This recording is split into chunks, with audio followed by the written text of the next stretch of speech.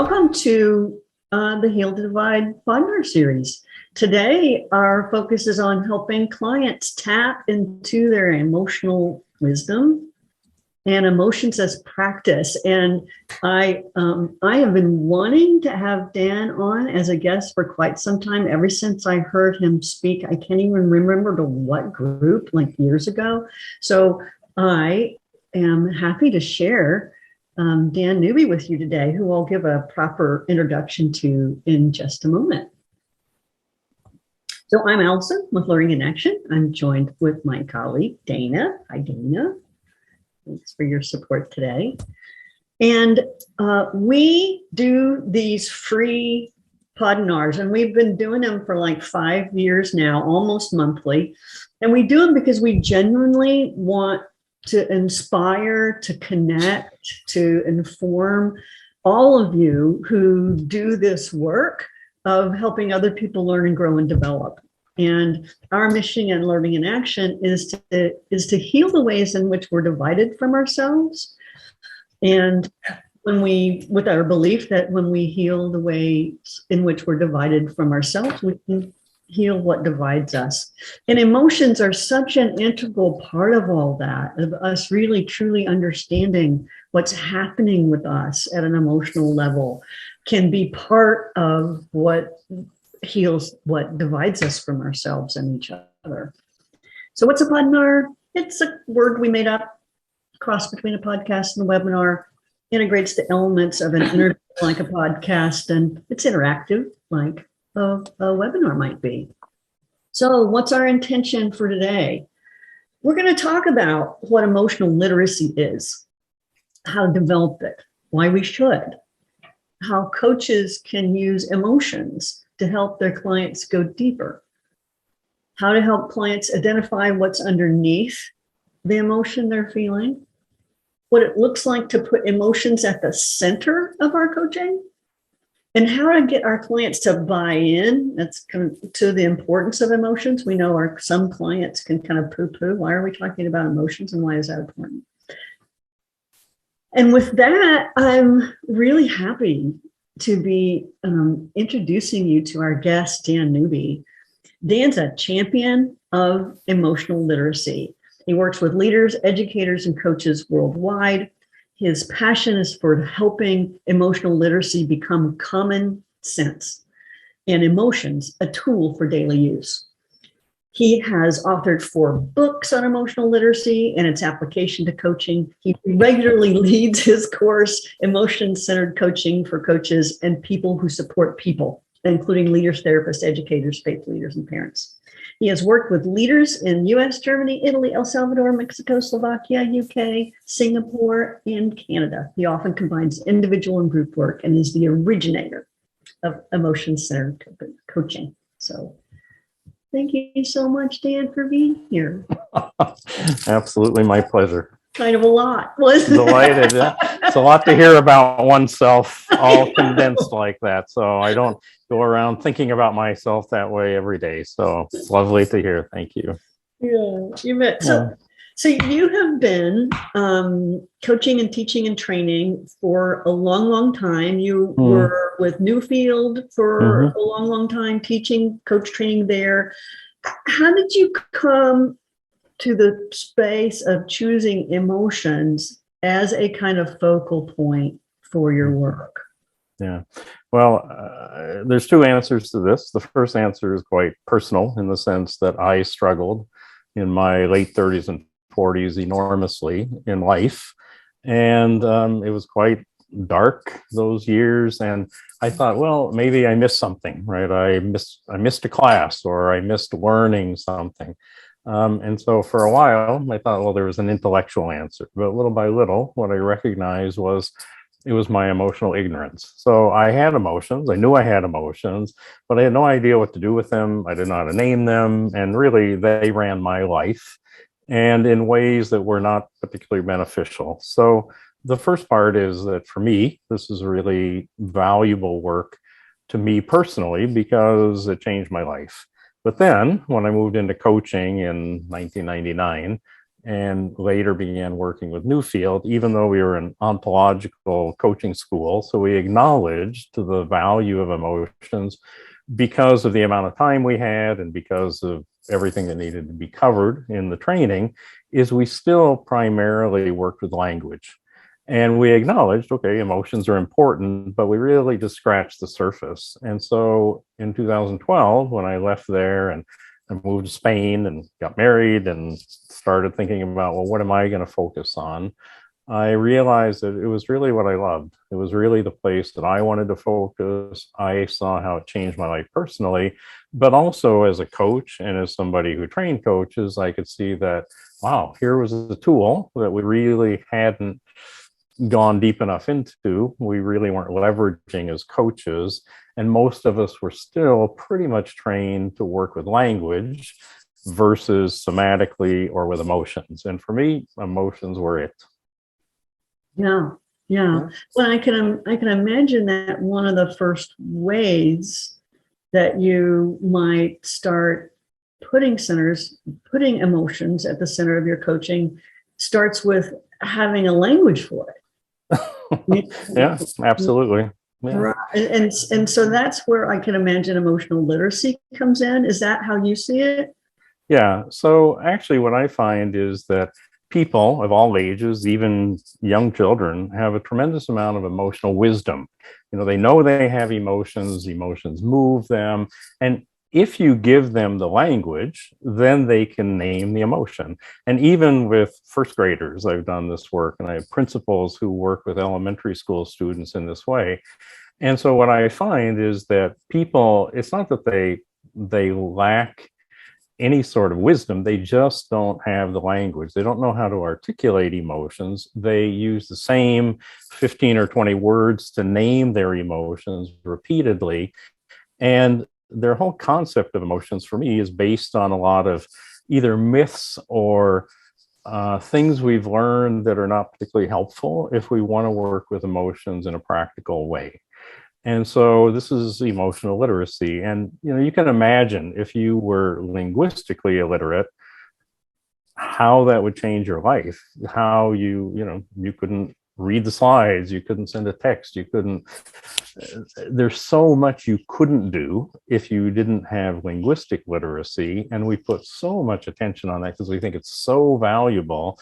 And yet, if we move to another domain, if we move to emotions, we really haven't paid much attention to that at all.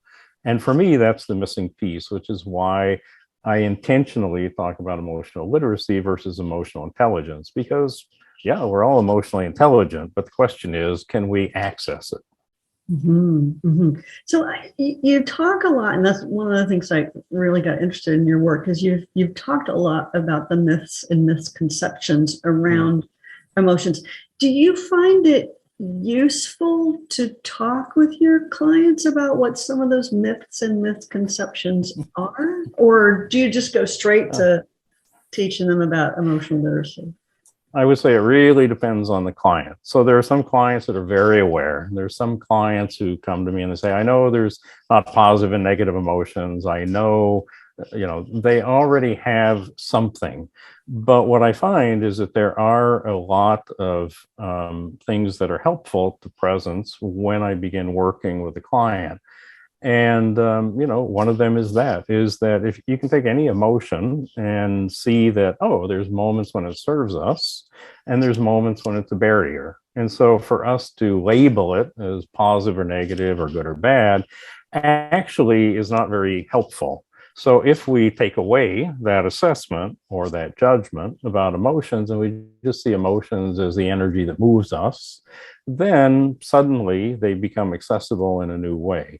So there are certain fundamental things that I share usually before the coaching. So when we're building the relationship or when they're interviewing me as a coach, where I say, I will coach with language and we'll work somatically, but I also want to be quite open that primarily where my focus is going to be is on emotions, because I see emotions as the energy that moves us, which means if we're stuck, if we're not moving, there's an emotion there that is keeping us from moving.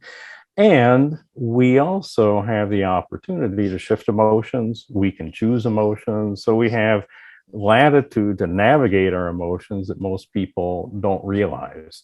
And so I'm quite open with coachees about that. And sometimes they decide not to work with me because that's not what they want to do. But I would say that the majority and an increasing number actually come to me to say, well, I've had an emotional, an IQ assessment, an EQ assessment, and I can see there's something there for me to learn. Where do I begin? And so sometimes they actually are asking me more for teaching than for coaching. But, very often they say, okay, well, I haven't tried this. Let's go. I'm willing to do this. And of course, I always put it in their court as a coach, meet them where they are. They can always say, not interested in going there. So, they're running the conversation in that sense. As the coachee, they have full choice. And I have had, a number of coachees who it takes them 3 or 4 or 5 successions before they really get to the point of comfort of being able to just speak from what emotion are they experiencing and that we can investigate. So again, it's for some people, it's a very slow process. For some people, they want to jump right in. Really depends on the client, but it's always their choice. Is this an area you want to work or not? Do you see the value or not? And then if you do, great, let's go explore. Mm-hmm. So I'm curious how you've gotten your head around how you integrate a degree of training into your coaching. At least I came away from, all my ICF training kind of going like, we don't train, we don't, like, we coaches just meet the right. And yet our clients aren't educated to a degree. So how do you think about that and work with that? Well, I used to train according to ICF standards, so I'm pretty familiar with those. And, when I'm training coaches in this methodology, I say, well, don't do this when you go apply for certification because ICF won't like it. But how I began to see it is that imagine I was coaching you and we were coaching around finances. You said, oh, my finances are a mess and da. Well, what's interesting is even with something like finances, even if you said, I don't know anything about finances, that's not true. You know what a bank account is. You know what a credit card is. You know arithmetic. You know how to add and subtract and multiply. So those things exist in the background already. I don't need to teach them to you. I can leverage those in our work. And then I don't need to appear to be teaching. But, when we begin to work with somebody in a territory that they really have never thought about, they really don't have distinctions in, then we need to give them something, because I could ask all day, well, what emotion are you experiencing right now? But if they aren't clear how to even notice what emotion they're in, we can't make progress. So I try to be very clear about when I'm sharing a distinction and I'm saying, this is the way I understand it. This is my distinction. Is this helpful? But again, one of the things I notice with people is that if they're speaking and I say something about, if I say, they're struggling to name an emotion, and I say, well, the one that's occurring to me is pride. What's so interesting is that if it resonates with them, they will say, yes, that's it. And if it doesn't, they'll say, well, no, it's not pride. It's more like, and then they'll tell me the emotion. So I'm quite clear that I don't know. I don't know what emotion you're in. I don't know what emotion my coachee is experiencing. I can get on the playing field by observing them, by listening to what they say. But in the end, we have to rely on that emotional wisdom I was speaking about. And again, people have this, is they know, it's just that they lack a way to articulate it. And when we give them that way to articulate it, it's amazing to me what happens, because people then, it unleashes that wisdom. They're able to speak about their emotions with a sense of confidence that, yes, that is the emotion I'm experiencing. And here's what I'm thinking, and here's how it feels to me, and here's what I feel like doing, and suddenly they're talking about their emotions.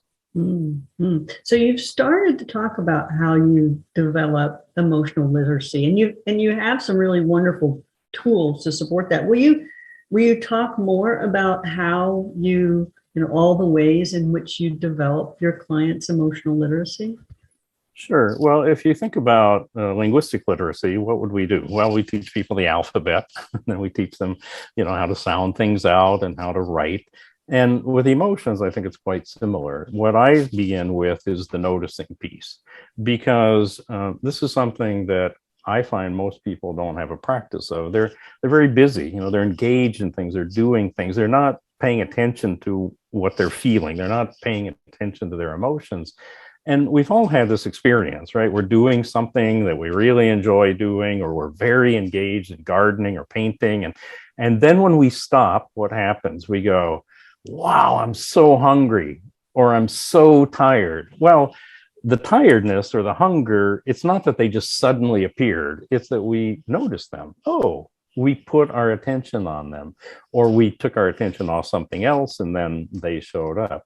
So that's the first piece. And often what I do is I have people do an exercise, for a week or two in between sessions, where they randomly stop 3 or 4 times a day and just simply notate the emotion, name the emotion they're in. And it sounds deceptively simple, but for most people, it's actually quite difficult to do that. And what's interesting is then to ask them to look at that bulleted list of all the emotions. They don't have to explain them. They don't have to figure them out, just name them. And to ask them questions like, what do you observe? And what are the patterns you see? And what emotions did you think might be there that are missing? Or what emotions show up much more than you expected them to show up? And suddenly they have this awareness of emotions that is quite surprising to them, and sometimes to me as well. But that's a wonderful introductory, I think, exercise for people. I do it in my courses as well. But that noticing and then naming are, for me, the first 2 pieces. And then we can dig into the knowing piece, as I think about it, which is really understanding what's the story or what's the information that an emotion is giving us or offering us. What's our impulse? What do we feel like doing? What's the purpose of that emotion? Like, why do we even have that emotion as a human being? So we build distinctions. But the final step, the 4th step for me, is learning to navigate using our emotions. So whether it's, okay, I'm looking forward, there's a meeting I have to go to, I think it's anxiety. Okay, but what emotion would serve that conversation better than anxiety? Is there one? There's nothing wrong with the anxiety, but is there an emotion that would serve that better in your view? And what is that? And how would you generate it? Or you find yourself stuck in an emotion, which often happens in coaching situations, and we don't try to get rid of that emotion, but the question is, if it's not serving you, again, what emotion would serve you better, and how do you get from here to there, which for me would be navigating. It's not controlling our emotions, it's really choosing how to get from here to there emotionally. And it's something that we can all learn to do, but nobody's ever shown us how to do it. So I want to make sure I kind of caught the kind of this 4 steps you said. I think I heard you say the first step is noticing that I'm having an emotion, and then naming as best I can the emotion I'm having, and then kind of getting tapping into the story that's behind what's going on, the story behind the emotion, and then choosing, like, is that the emotion I want that's going to serve me best now? Did I get that right? Yeah, absolutely. Yeah. So noticing, naming, knowing, and navigating. So that's how I think about it. Okay. Yeah. Love that. Beautiful. And I get the sense that there's things you have your clients do between sessions that begin to build some muscle, I'll call it, around their they're noticing, naming, knowing, navigating, kind of build some muscle. Yep. And I'm curious, what is that? what does it look like within a coaching session to put emotions at the center? Okay. So one of the things I share with my coachees up front is that, you're going to tell me a story. You're going to share with me what your experience is. And that story is, I think, supremely important. It's what looks like reality to you.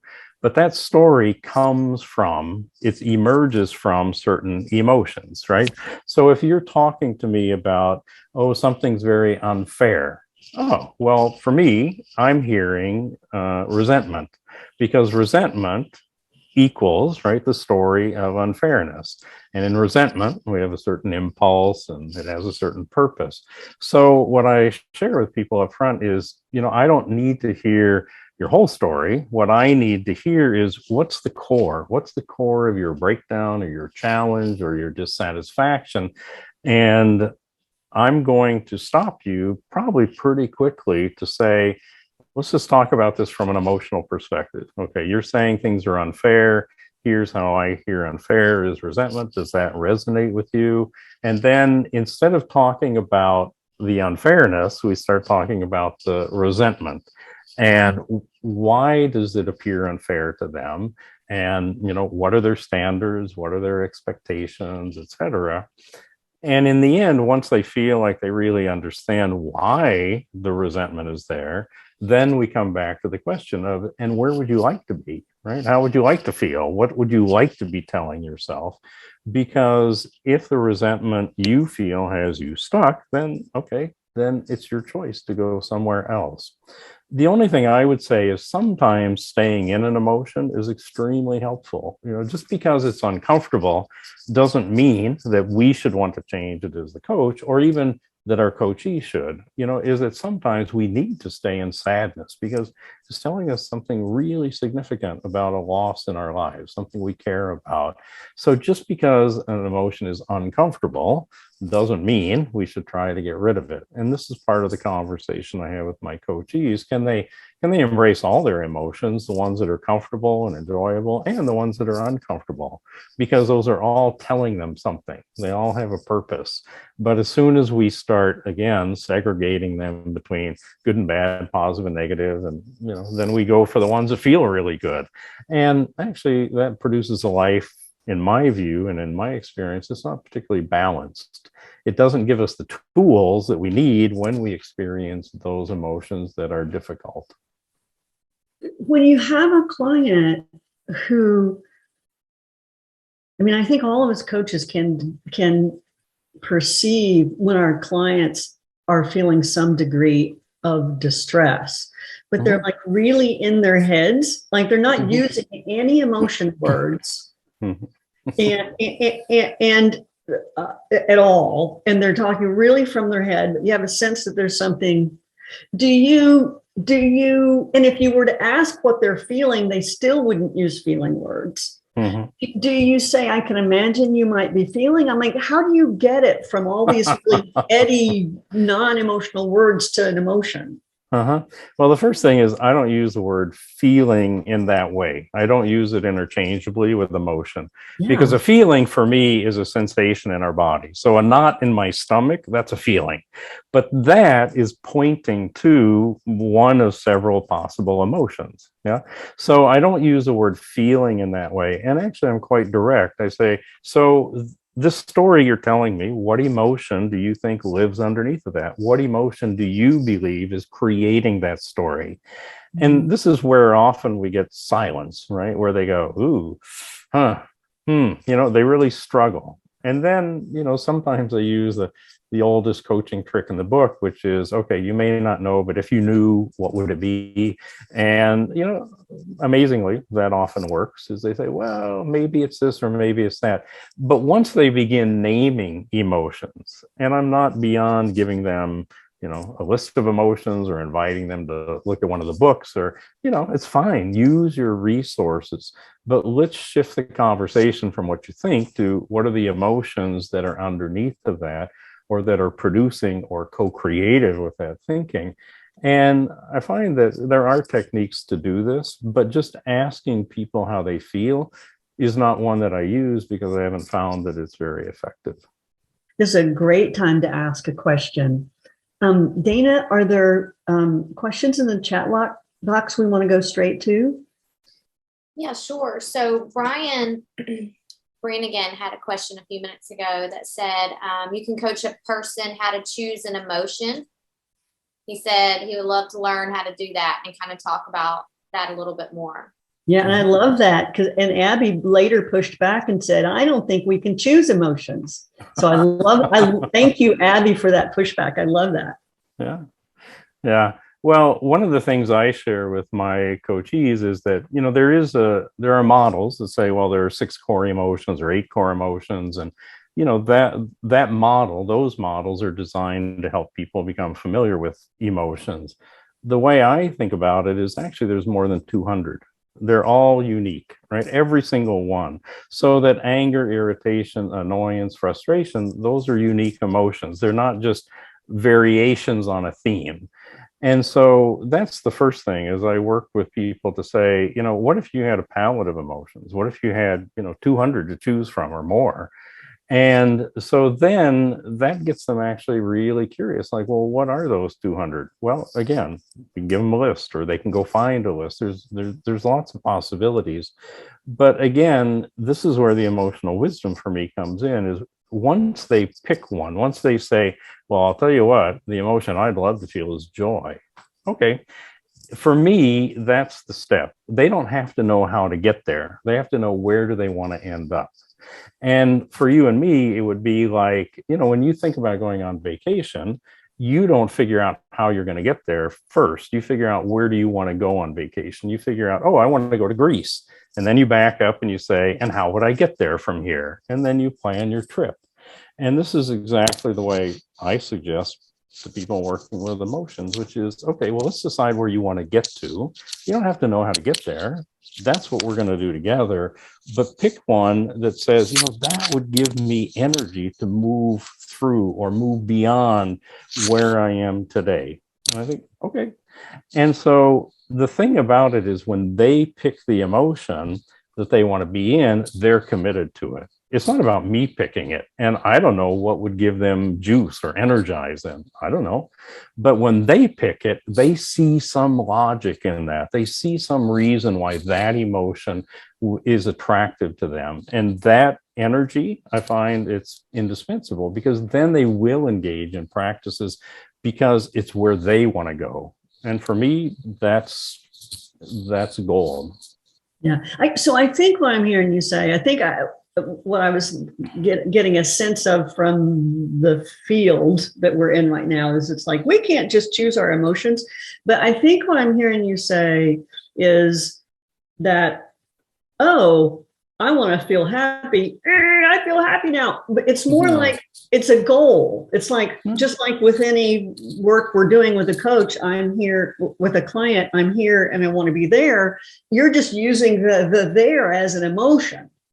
Am I getting that right? And then, okay, and then what do you do? What are the things you would do, or how would you feel, or who would you be? What's that look like? How do you get there? Well, imagine that you're feeling insecure. You're feeling like you're not important. And you say, we have a conversation and you decide the place I want to be is dignity. I want to feel dignity. I want to feel important, valuable. I want to feel worthwhile. Okay, so how do you get there? Well, you're in some emotion now, which means you have a story, you're thinking, right? So there's a language piece going on, but there's also the body. Think about resignation. First of all, to shift from resignation to dignity, for instance, is a tremendous shift somatically. So we have to change the body. But we also have to intervene and change the story. And that takes practice, that takes repetition. So the story we've been telling ourselves and that we've learned and that we're really caught by is nothing I do will make any difference. So why even try? And in dignity, it's I am valuable. I have worth. I don't need to prove it. I don't need to show anybody. I decide for me, I have worth. I'm a legitimate human being. Well, that's a very different story for somebody to be telling themselves and repeating. So the practices are the intervention with the story. The practices are the intervention with the body and shifting those. And this is what we do in between sessions, right? Whatever somebody has chosen for their destination emotion, now we have to design actions and practices, because nothing changes just by wishing it, by hoping that I could be in a different place. No, of course we have to work at it, but it's really not so different than other coaching. It's just that we're very focused on understanding the story and what's the new story, understanding what body I'm in and what's the new body, and then what are the practices that I can commit to that will little by little help me get to that new place. And then we have another session. And the first question is, did you do your practices? And what happened? What did you notice? What worked? What didn't work? Yeah. And little by little, I mean, I had a group today, and it's amazing to see in 3 sessions, it's a group I'm working with, how different they were around, in this case, around dignity. It was astonishing in 3 sessions. So in my experience, it works. Yeah. And I think it's fantastic because it doesn't have to take forever. It's a really direct method to help people and to empower them, to give them a sense of power about their own choices and how they will be and how they will live emotionally. Love that. Love that. So one quick question, and then we'll go to our demo. So there's some questions around what list of emotions you use. Well, lists of emotions are interesting because you'll notice that every list is different. So it doesn't matter where you get your list from. If you compare 2 lists, they'll be different.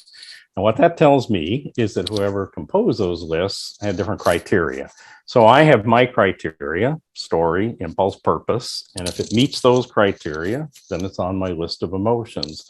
But there is no right list, right? There are lists that we can work with. So in that sense, I don't think it really matters. People can use my list, people can use another list, and I think it's fine. Because again, every list has 50 or 100 or more. And this is what people are needing, right? They need the language. And so it doesn't really matter. There is no right list, in my view. There are lists, and you can make your own. You can ask them to go to Google and write one or find one. But I think to have something to trigger the idea of, oh, that sounds like a really attractive emotion, or that's it. That's the emotion that I'm feeling. That's where I'm stuck. And when they can name it, then they have a sense of being empowered to do something about it. Yeah. Right. So, and Dan has a list of emotions. Carla McLaren has lists. The Center for Nonviolent Communication has a long list. So lots of different lists. Let's go ahead and, David, did we get a volunteer when we asked earlier? We did. I think Wendy Luke was. Oh, awesome. Wendy. So maybe 15 minutes-ish. Can that work? Yeah. Okay. Lovely. So we'll have a conversation here. And you're a coach, or coaching. This isn't a new territory to you. So you've heard what I said, and really what I'm looking for is for you to share with me, okay, so what would you like to shift, or where do you feel a sense of being stuck or something unresolved? I am stuck in fear or anxiety, COVID related, and how to begin to break out of the cocoon of safety. And every moment when I think I'm about ready, for example, a friend asked with whom I've traveled a great deal internationally about going on a trip.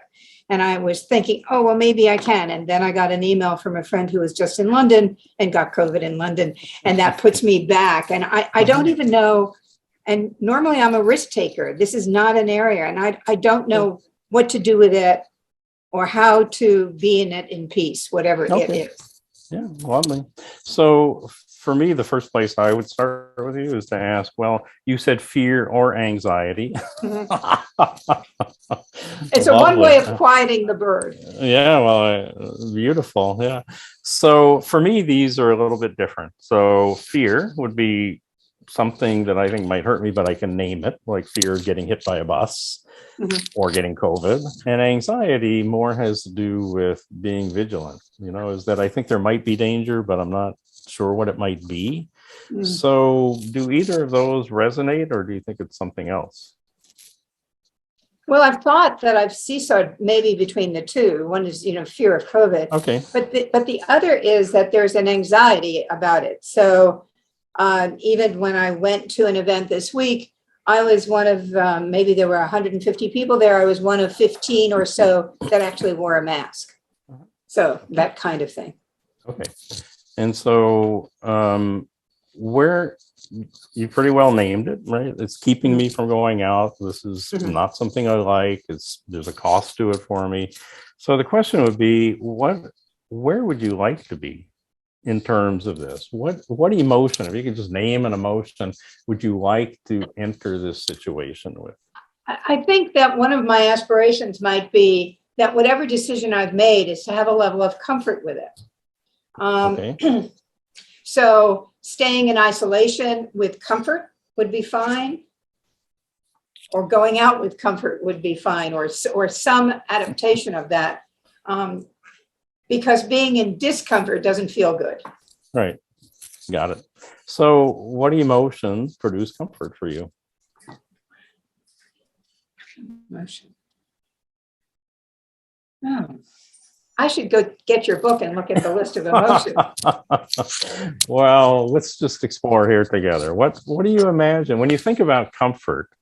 And you feel safe, right? You feel held, you feel like there's not risk. I mean, all those seem generally to do with comfort, but are there any emotions you would identify particularly with comfort? In the sense you're talking about it. Well, in the sense with it would be some kind of sense of warmth. It would be an emotion, let's say, a sense of well-being, peaceful. I'm sorry, say the last piece again. Peaceful. Peaceful. Okay. Yeah. Peaceful. And so when you're peaceful, if you imagine being peaceful, what would you be thinking?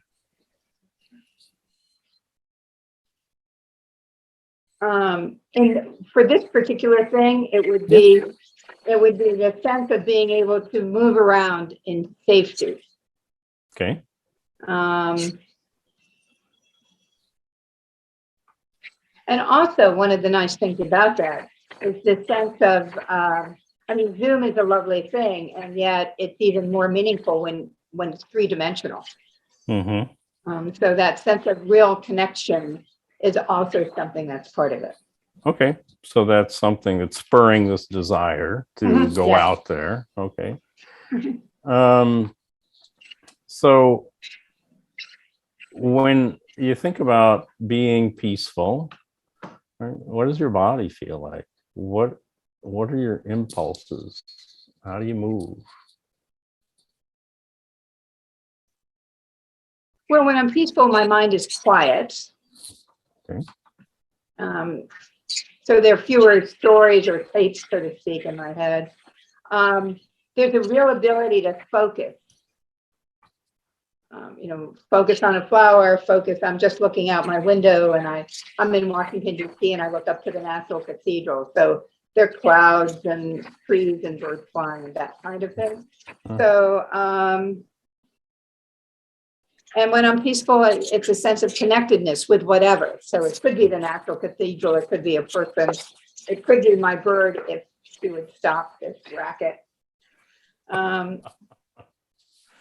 Okay. And what emotion would you connect with that? Looking at the flowers, looking at the bird, looking at the sky, looking at that sense of being connected. Wow.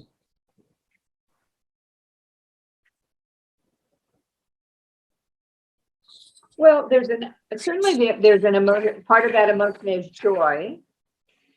Part of that emotion, or the emotions that go with that is happiness, happy. So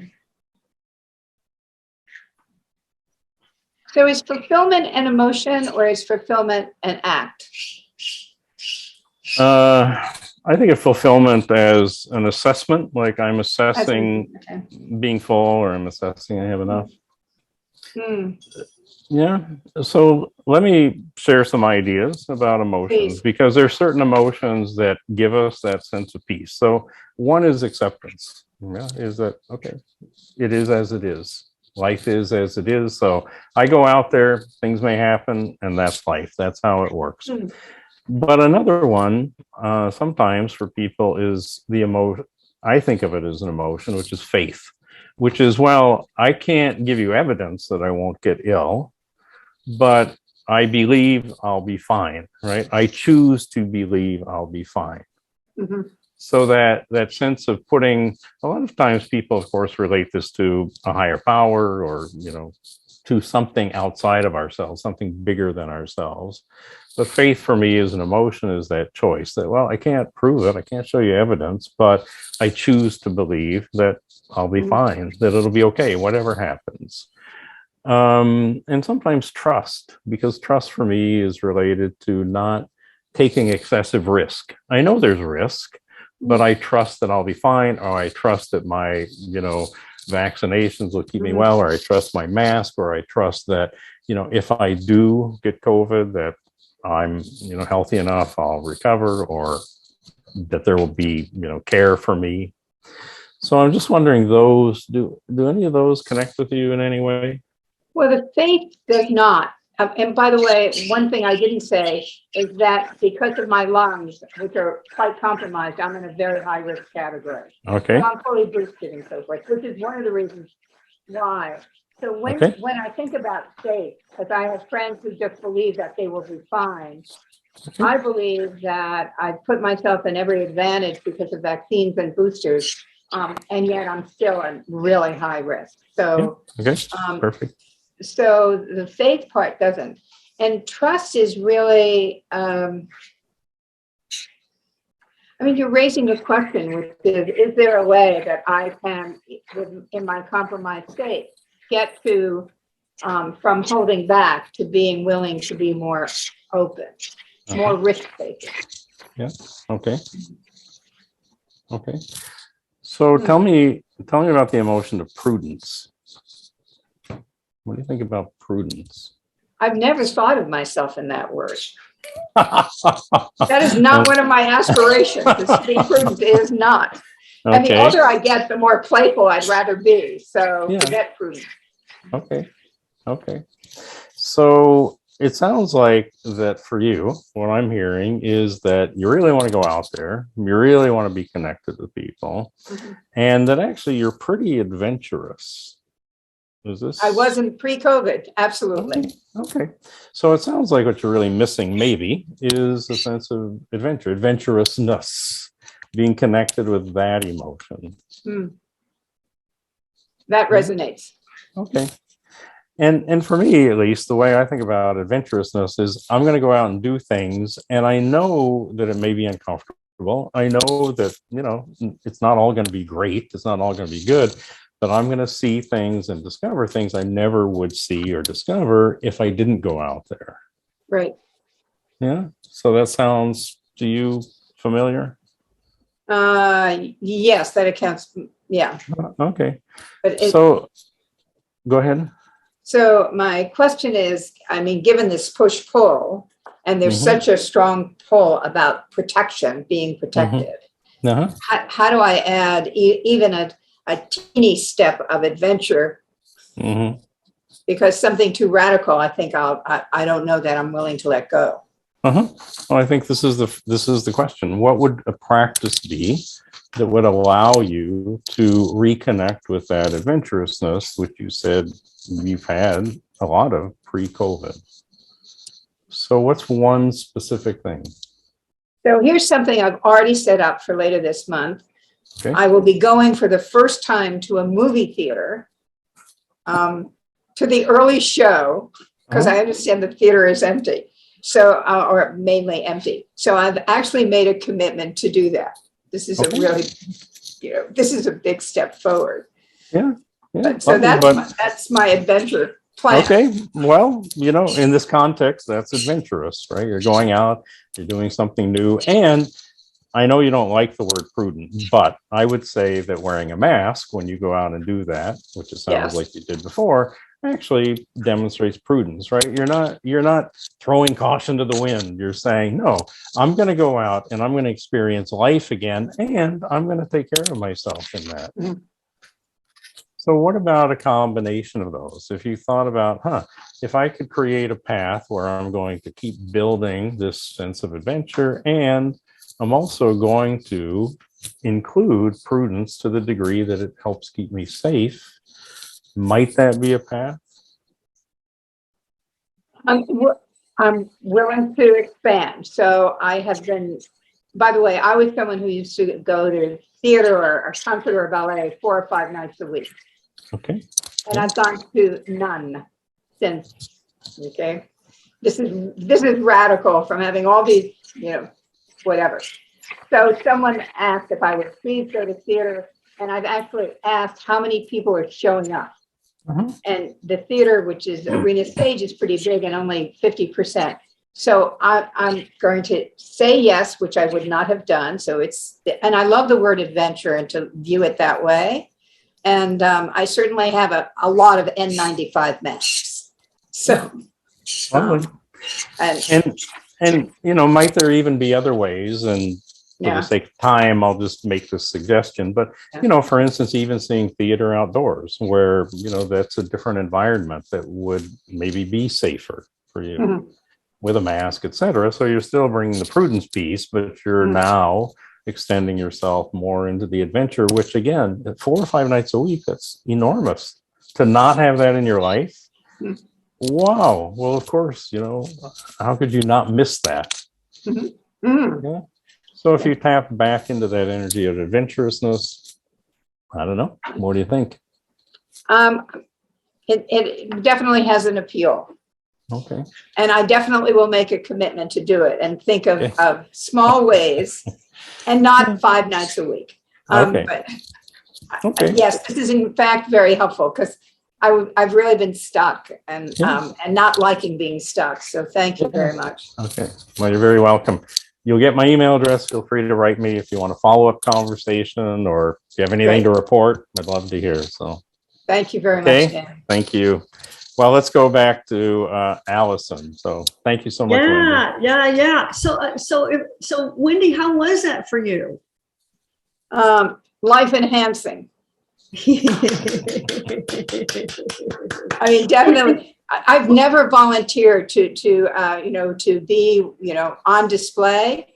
And yet because I have felt so stuck and so conflicted that I thought I'll take any help I can get. So even if it's very public. So I'm glad I was courageous. Yeah, me too. Thank you for doing it. So what questions for the audience? And maybe, Dana, you can unpin Dan and I. I don't know if we pinned ourselves or kind of what we need to do there. But what questions come up for the rest of you in terms of what you experienced? We've got 2-3 minutes here for questions.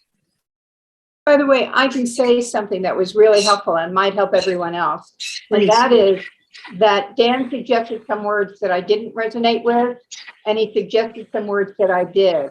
And the power of the words that I did really allowed me to move forward. And it also brought clarity with words that I didn't resonate with. So that's something for people to think about.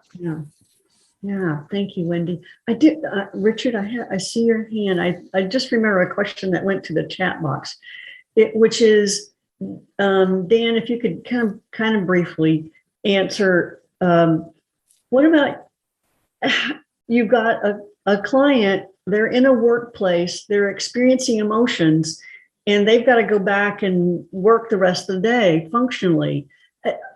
There was the question of like, how much is it my agenda to go to this place of emotions, and how am I supporting my client to get maybe emotionally activated at a time when they have to go function? Well, I think it would depend on the situation, but one of the emotions that we don't often think of as an emotion is dispassion, we think of passion as an emotion, right? We're all engaged, we all turned up. But dispassion is also an emotion to me, where we set aside sentimentality and emotion so that we can do things from a more pragmatic perspective, right? We can pay more attention to the facts and the figures and what needs to get done. So in my view, there's an emotion for everything. And sometimes, right, I need the emotion of tolerance, or I need the emotion of equanimity or dispassion in order to enter into situations that are highly charged or where I'm feeling a little bit off balance. But again, this is part of emotional literacy. Until we have the range, until we know what that is, or until we can support our coachees to learn that or discover that, then we don't have the tools available. But I would say there are possibilities. And, this is like everything else. You're going to begin and do a little bit, and you're not going to jump in with both feet at the beginning, but to go little by little until you feel really comfortable introducing these, leading your coachee in this territory, just like any other territory, whether it's values or beliefs or anything else you'd be working with your coachee in. It's just another territory of life. Yeah. And I hear you create a kind of a contract that, hey, we're going to be talking about emotions, and so it's not really, it's maybe a co-created. So it's not like it's my agenda to talk about your emotions. It's a co-created thing. No. And I would be really clear about that. There are times I don't introduce emotions in my coaching, or not very much. We work with language, we work somatically, we work in other ways. But what I find is that it's so useful that it's been left out of our toolbox in essence. And, pretty much it shows up in every coaching session. And actually, I find that coachees love exploring it. They love connecting with their emotions. They love speaking about them and having a language for them. Yeah, it's a life tool. So, Richard, we have time for a very brief question. Thank you. Thank you, Dan, for being here. This is really excellent. It's a very kind of simple question, but probably not a simple answer. There are 40 odd people here, and I think there are maybe 8 of us who, like you and I, are guys. And so given that most of us, when we do this kind of work, it's a whole lot less challenging to support women in this kind of a dialogue. You have any ideas or suggestions about how to begin these kinds of conversations with guys? Being a guy, and having done a lot of work on myself, I know what a difference it makes. But how do we get the conversation begin? I think, the simplest way, and I've worked with lots of technical leaders and, people who are not very connected with their emotions. And I think the simplest way is to help them find a situation or decisions in life that they've made that were really based on emotions, whether it's who they chose as a partner or the work they chose. Why did they choose that work? Because they're passionate, not just because they're smart, but they also are passionate about it. Oh, well, that's an emotion. So once you find an example that's relevant to them, then, for me, it opens the door, and then you can begin to explore little by little. So I think that's the easiest way. But I also would say that, people come to me so ready to talk about emotions, to learn about emotions, that I'm actually kind of surprised sometimes. It wasn't that way 10 years ago. So I think, there's a sea change in terms of people being open and willing, both men and women. And so I think there's plenty of people who want to. And if your coachee presents themselves as wanting to, then I think great to have the tools to be able to work with them in this area is fantastic. Nice. Awesome. Thank you. Yeah. Thank you, Richard. Great question. Thank you all so much. That went by so fast. So I wanted to do it again and again. If you'd like to learn more about Dan and the work he does, you can find his website here. He's got a Facebook group, School of Emotions EN. You've got his information on contact. Dan, you want to talk about the Unopened Gift? Just that it's the first book. It's a primer in emotional literacy. It sets the foundation for everything. It has a long list of emotions in the back. It has lots of different parts to it. So it's a wonderful beginning book. And there's a follow-up book called The Field Guide to Emotions, which is kind of like a dictionary of emotions, which many people find extremely useful. So check them out. They're on Amazon, they're on my website, and both in Kindle and print. You want to speak to also your emote? Sure. There's an iPhone app. So if you want it, you can use this discount code LEARN and you'll get 20% off for a year. But it has a long list of emotions, it has deep explanations, it has tips on how to shift emotions, it has clusters of emotions, it has many, many, many things from the book, but in electronic form on your phone. And if you want to know any more, email me. You'll have my email address, and I'm happy to have a conversation or respond. Yay. Yay. And again, Dan trains coaches. Yeah, great stuff on doing emotion-centered coaching. So yeah. Check that out. So we here at Learning in Action, you can find out more about us on the socials. We have a training come up in the fall, one virtual, one in Seattle. If you're wanting to do in-person trainings again, we're starting to do in-person trainings again. And oh my gosh, it feels so good. So glad to be doing it. Hope you'll join us. This is our Crown Jewel WeQ certification program, and it also is very emotion-centered and helping people access not just their emotions, but all the other dimensions of their internal experience, particularly when they're stressed. And then we've got this Mindful Coach program coming up in the fall as well. It starts in September, and it's a 12-week program. And the Mindful Coach certification is all about tuning the coach as instrument. So as instruments of this work we do, how do we keep us attuned to be just the clearest channel for our work? I'll put it that way. This was such a delight. I'm so appreciative to you and the work you're doing. Yeah. Thank you, Allison. Thanks, everybody. Thank you, Dana, for your support. Thank you very much. And thank all of you for coming. I hope you have a fabulous weekend.